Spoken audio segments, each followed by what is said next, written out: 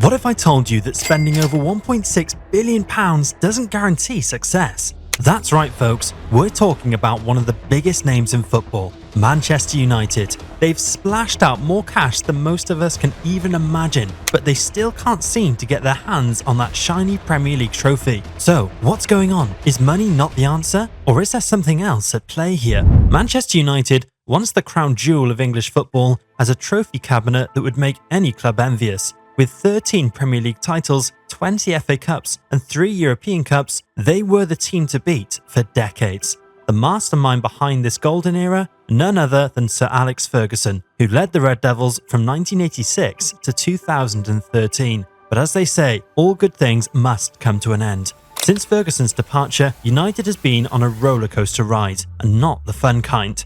Last season, they hit rock bottom, finishing 8th in the Premier League. It was their worst finish in the Premier League era, a far cry from their days of domination. Sure, they managed to snag the FA Cup in 2023, but let's be honest, for a club of United's stature, that's like getting a participation trophy. The question on everyone's mind is, how did the mighty fall so far? And more importantly, why can't they get back up?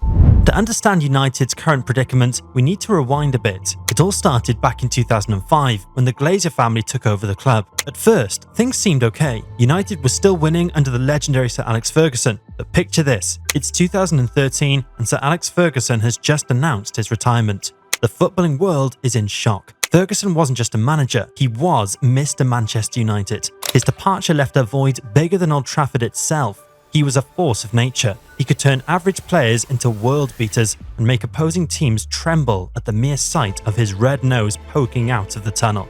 In the years that followed, United tried to fill that void with a shopping spree that would make even the Kardashians blush. They splashed the cash on big names, hoping to buy their way back to the top. But as we'll see, money can't buy you happiness or Premier League titles, apparently.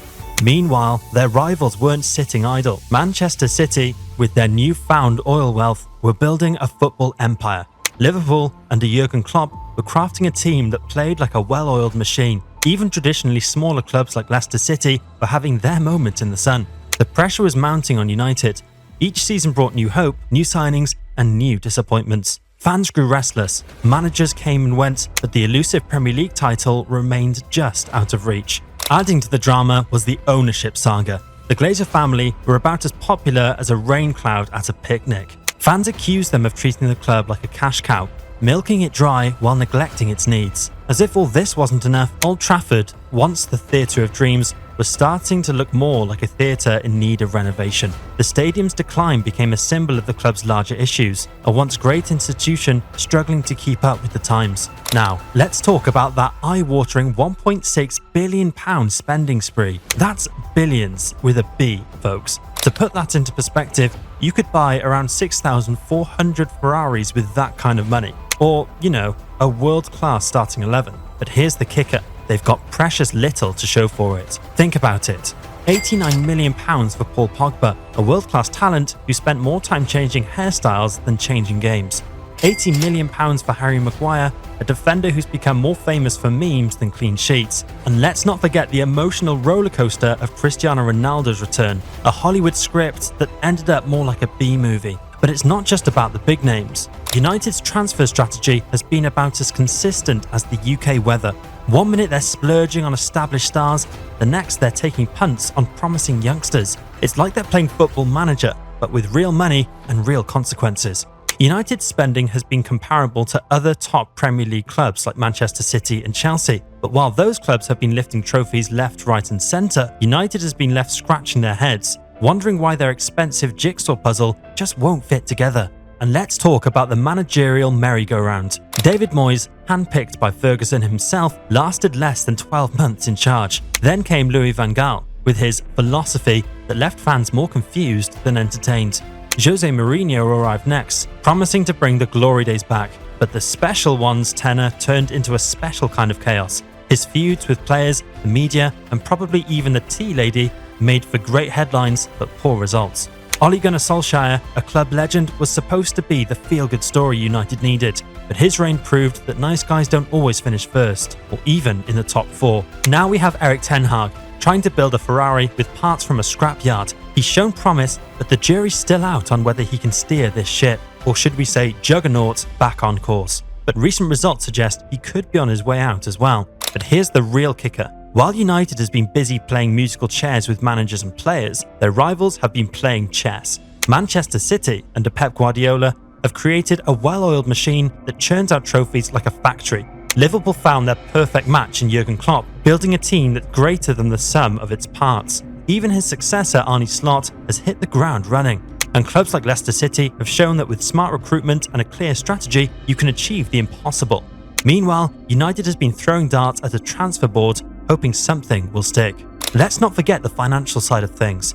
The Glazers' ownership model is about as popular as a vegetarian at a barbecue. Their debt-fueled takeover has left the club paying more in interest than some countries. It just goes from bad to worse. And then there's the wage bill. United's paying top dollar for mediocre performances. Players are on contracts that would make a Wall Street banker blush, making it nearly impossible to offload them when things don't work out. But it's not all doom and gloom. United's commercial success is the envy of the football world. They could probably slap their logo on a potato and sell millions. The problem is, commercial success doesn't automatically translate to on-field glory. So, what's the result of all this chaos? A club that has embarrassed itself season after season. United's trophy cabinet has been gathering more dust than a forgotten attic. Fans have gone from expecting Premier League titles to hoping they might scrape into the top 4. The fans, once known for their unwavering support, are now split. Some are calling for revolution, others for patience. Old Trafford, once a fortress, now feels more like a picnic ground for visiting teams. They've gone from cheering to jeering, from pride to protest. The Green and Gold campaign has seen fans donning the colours of United's original Newton Heath days, a symbol of their dissatisfaction with the Glazers' ownership. It's like they're trying to go back in time to when things were simpler and winning was just what United did. The players seem to be feeling the weight of the United jersey more than ever. It's like they're carrying the ghosts of Cantona, Beckham and Ronaldo on their shoulders every time they step onto the pitch. The pressure to live up to United's glorious past is turning dreams into nightmares.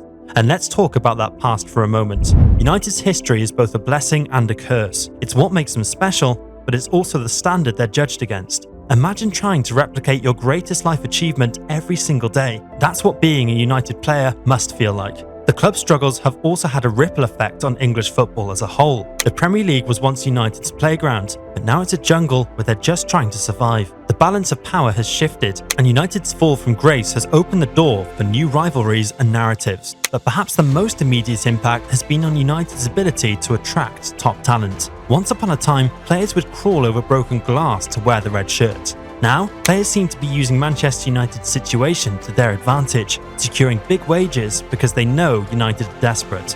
United are often forced to overpay for players, creating a vicious cycle. They pay too much, expectations soar, players underperform, and the cycle begins again. It's like trying to fill a leaky bucket. No matter how much water you pour in, it never seems to be enough. The club's youth academy, once a conveyor belt of world-class talent, has also felt the impact. With the pressure to deliver immediate results, managers have been less willing to blood young players. It's a short-term approach that could have long-term consequences. All of this has led to a crisis of identity. What does Manchester United stand for in the modern football landscape? Are they a commercial juggernaut or a football club? A global brand or a community institution? It's a question that needs answering if they're to move forward. But what about the long-term effects of all this? Let's start with the obvious: their standings in world football. Once the benchmark for success, United now find themselves looking up at clubs they used to look down on. This shift has implications beyond just bragging rights. It affects everything from sponsorship deals to their ability to attract top players and managers. The United brand, while still strong, doesn't carry the same weight it once did. Then there's the financial aspect. The club's massive spending hasn't just failed to deliver success, it's created a financial straitjacket. With a bloated wage bill and a squad full of expensive misfits, United's ability to maneuver in the transfer market is limited. This financial constraint is compounded by the need to upgrade Old Trafford and the training facilities. It's like trying to renovate your house while still paying off the mortgage. Something's got to give. The club's struggles have also had a psychological impact on players, both current and future recruits. Wearing the United shirt used to be a dream, now it can feel like a burden. This mental toll can't be underestimated. Confidence and belief are as crucial in football as skills and fitness. Looking at the bigger picture, United's fall has changed the landscape of English football. The Premier League is no longer a two-horse race between United and Arsenal, as it often was in the late 90s and early 2000s.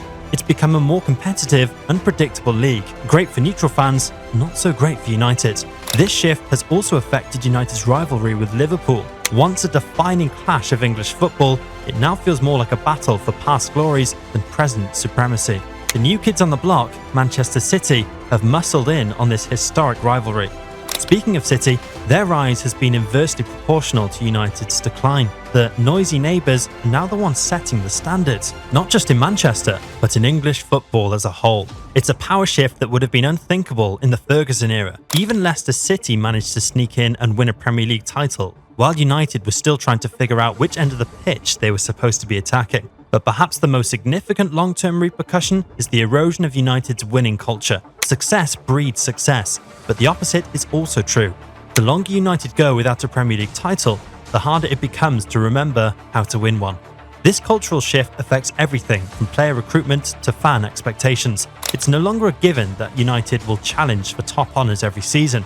That's a psychological hurdle that will take more than just money to overcome. However, it's not all doom and gloom. United's struggles have forced them to re-evaluate and restructure. The appointment of a football director and a renewed focus on strategic planning suggests they're learning from past mistakes. The challenge is now to blend homegrown talent with smart acquisitions and a clear playing philosophy.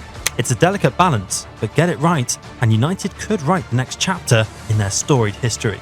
And let's not forget about the changes in ownership. In February 2024, the Glazers sold 27.7% of the club to Sir Jim Ratcliffe. His no-nonsense approach looks like it could be just what United needs.